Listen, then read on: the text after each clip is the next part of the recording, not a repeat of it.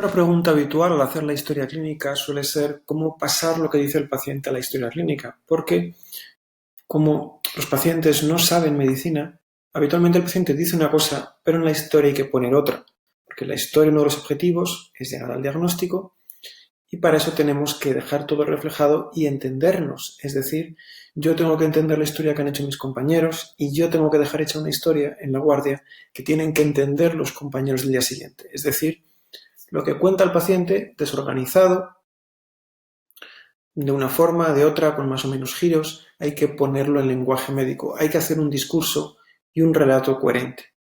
Entonces, ¿cómo recoger lo que dice el paciente? Bien, vamos a repasar algún concepto que es, en primer lugar, que el diagnóstico es complejo y que se pueden hacer diferentes planteamientos diagnósticos correctos por el mismo problema clínico. Es decir, lo que dice el paciente se puede recoger de diferentes formas y todas ellas pueden estar bien.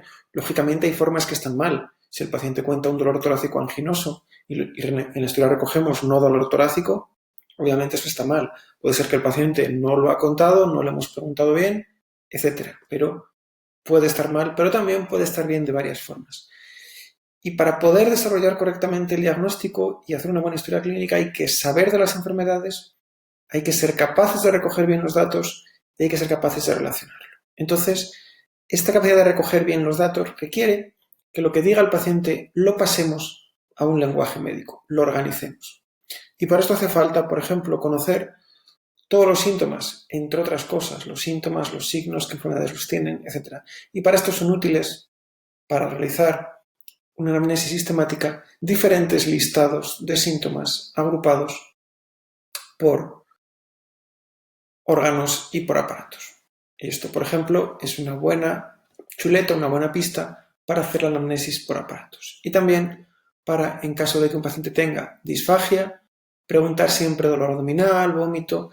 Si un paciente ha presentado tos, siempre hay que preguntarle también por dolor torácico, disnea, etc., como hemos comentado en el vídeo de anamnesis de la historia clínica.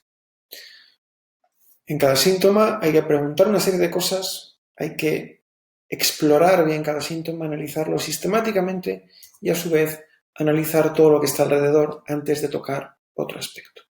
Entonces, esto es lo que preguntaremos, lo tenemos que preguntar ya adaptado, es decir, a un paciente no le podemos preguntar, ¿tiene usted disfagia? Sino que hay que preguntarle, ¿le molesta la garganta? ¿Tiene dificultad para tragar?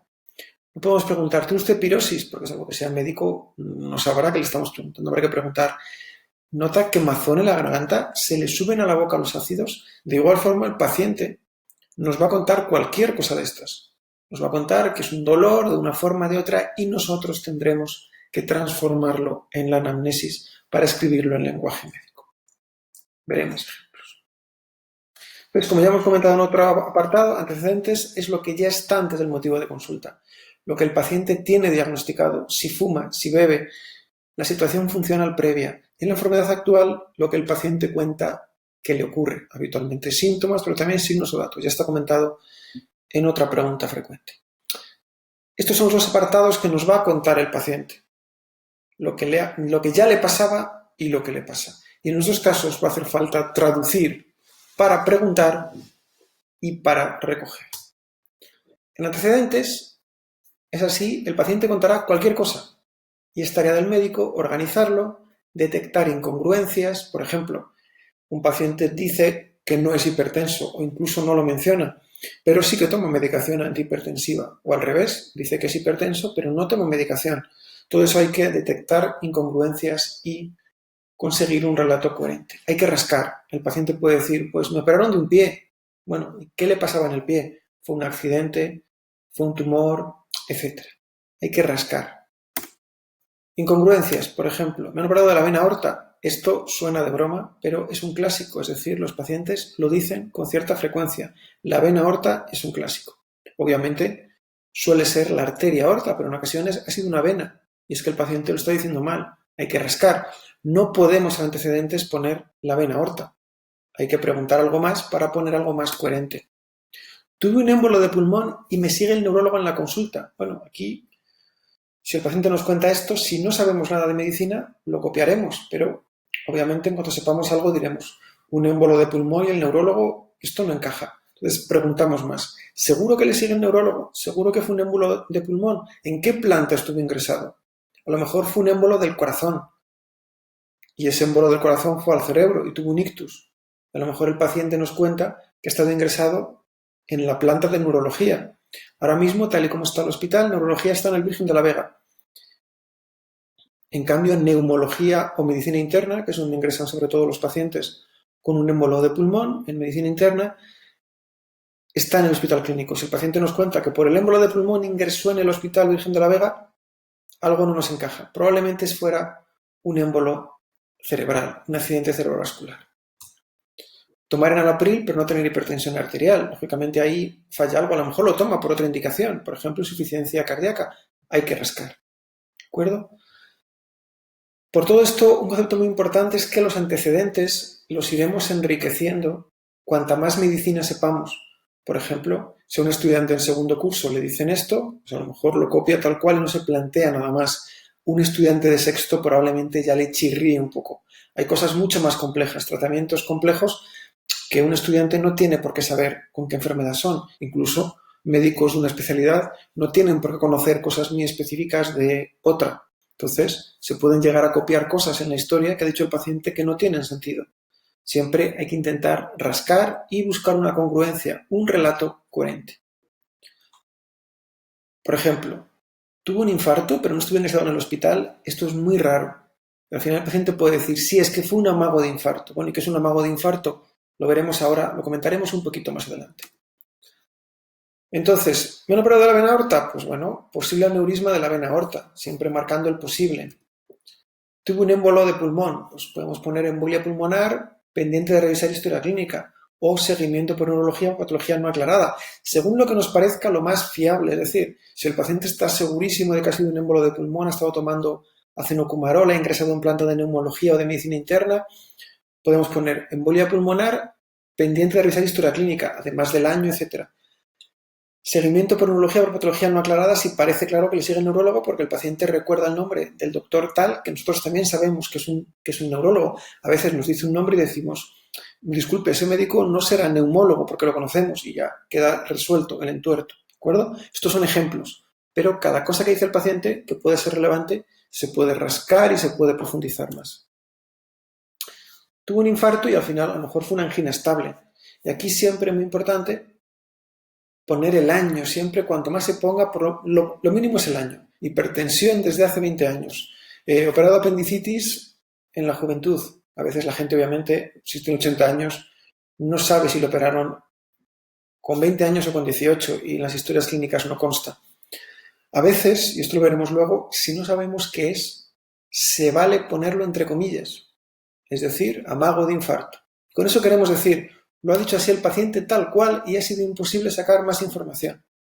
Amago de infarto, claro, solamente hay que ponerlo si el paciente es así. Si luego llega el siguiente médico y dice, oiga, ¿esto es amago de infarto? No, tuve una angina estable y me siguen en consulta. Pues lógicamente habríamos hecho mal la historia. Pero si el paciente, por más que le preguntamos, solo cuenta que hace 40 años tuvo un amago de infarto, lo podemos poner así en la historia, siempre remarcando con las comillas qué es lo que ha dicho el paciente tal cual y que no tenemos más información.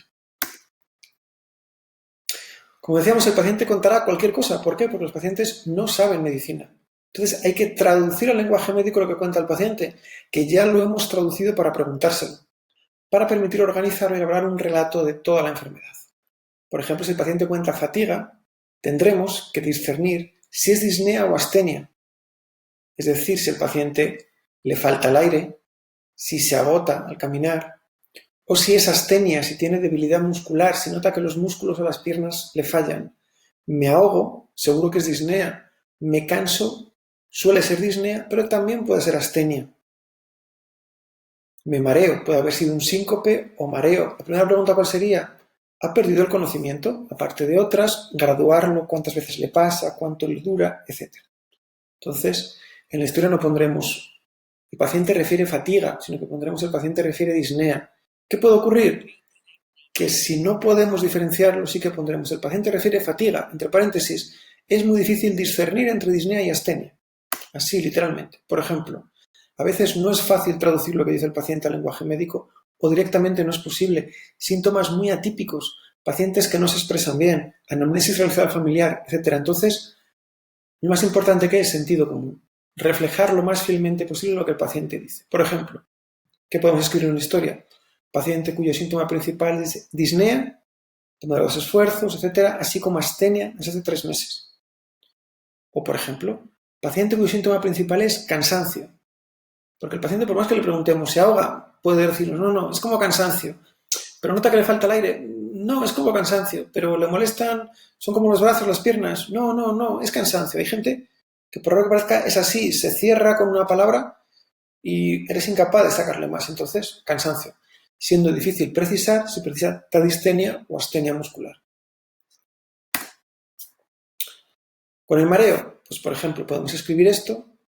Paciente cada vez que se levanta de la cama nota sensación de mareo y de que se va a caer, que cede tras acostarse de nuevo. También podríamos poner paciente que cada vez que adopta el ortostatismo tras el descanso nocturno presenta sensación de mareo y de posible caída al suelo, que cede tras recuperar el decúbito. Bueno, que obviamente no está mal ninguna de las dos. Esta es un poco más culta y esta es un poco más normal. En mi opinión, esto es muy subjetivo y hay personas que podrían decir, bueno, hay que poner esto, veremos ejemplos.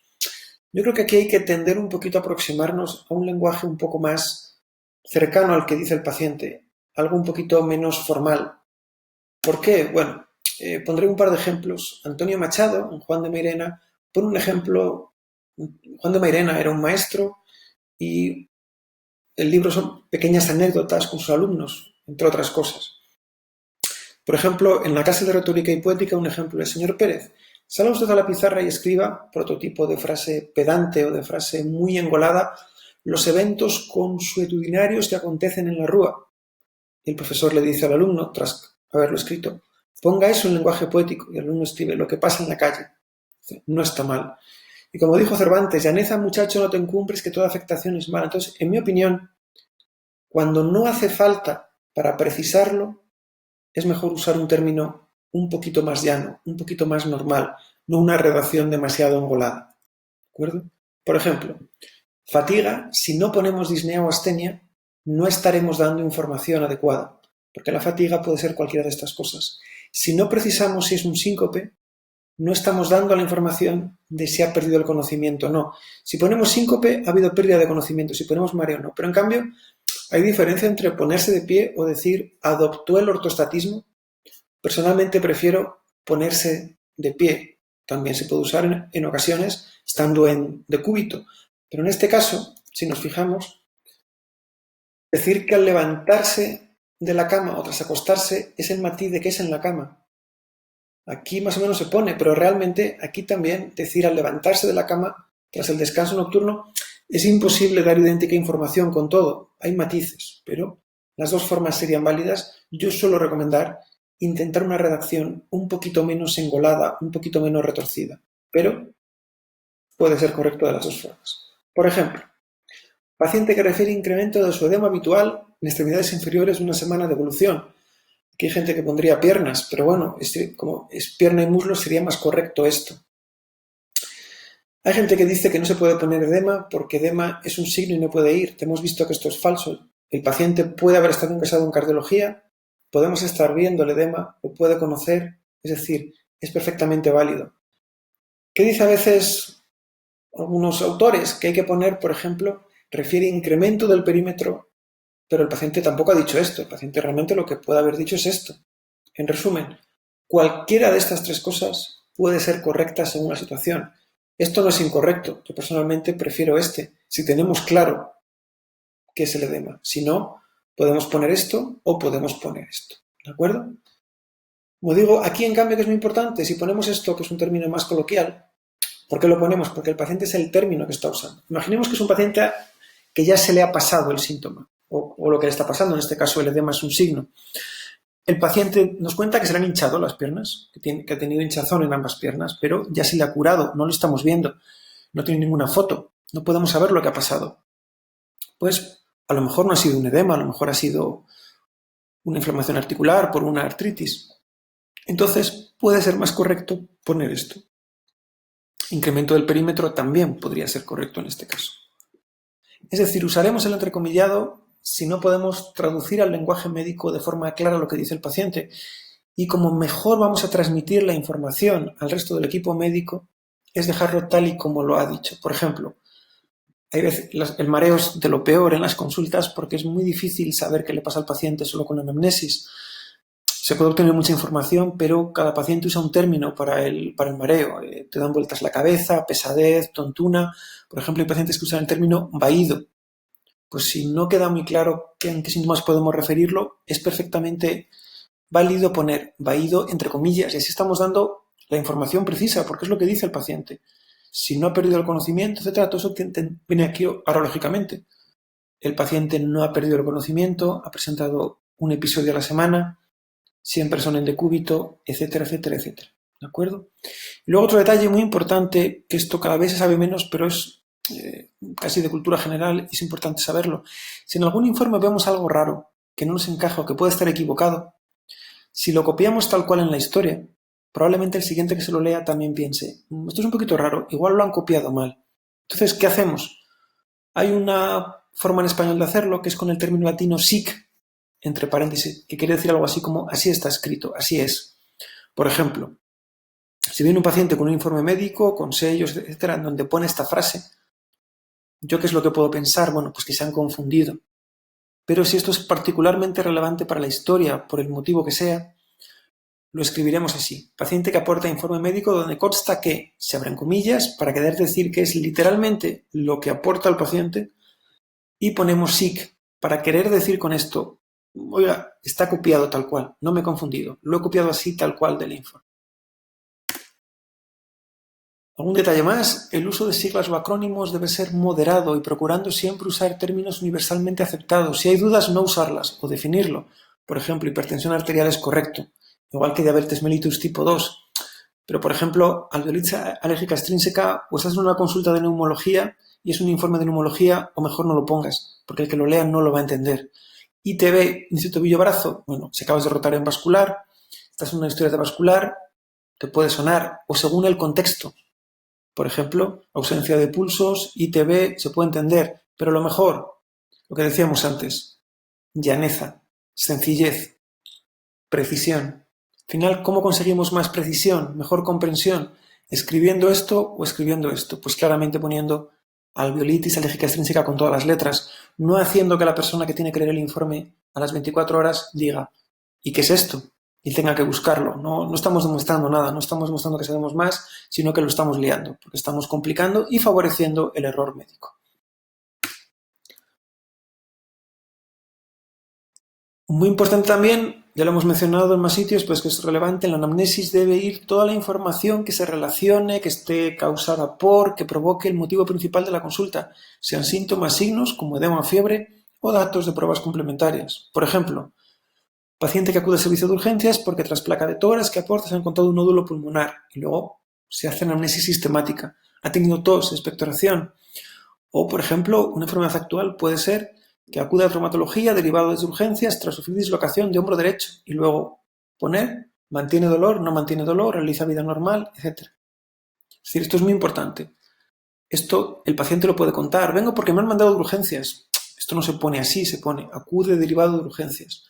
O, por ejemplo, no se pone, el paciente dice que viene porque le ha mandado a su médico de cabecera. Bueno, se intenta dar una redacción médica siempre dentro de evitar un lenguaje demasiado retorcido, demasiado engolado.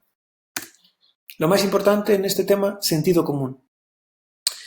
Lógicamente no podemos contar las cosas como las dice el paciente, porque entonces no estaríamos haciendo el relato médico, no podríamos llegar a un diagnóstico y no transmitiríamos correctamente el esfuerzo que hemos hecho en la anamnesis que nos ha permitido capturar los principales síntomas, establecer el relato de lo que le pasa al paciente, identificar los problemas médicos, tenemos que poder transmitirlo. Para esto hace falta sentido común, contar las cosas como han pasado en lenguaje médico. También es muy importante leer muchas historias clínicas, ver cómo lo escriben otros médicos. Las historias clínicas, ojo aquí que es importante, pueden estar bien o mal. Lo que está escrito en las historias del hospital no es palabra revelada, no es cierto 100%. Puede tener confusiones. De hecho, hay confusiones. Las historias clínicas se hacen a veces de urgencias. A las 4 de la mañana esas historias pueden tener fallos y se van corrigiendo. La historia clínica no termina nunca, se va corrigiendo sobre la marcha.